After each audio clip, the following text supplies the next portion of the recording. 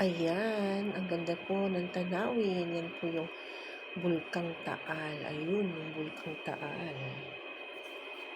Ayun.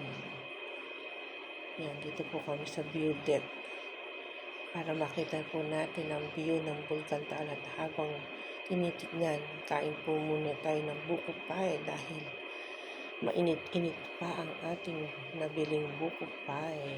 Ayan.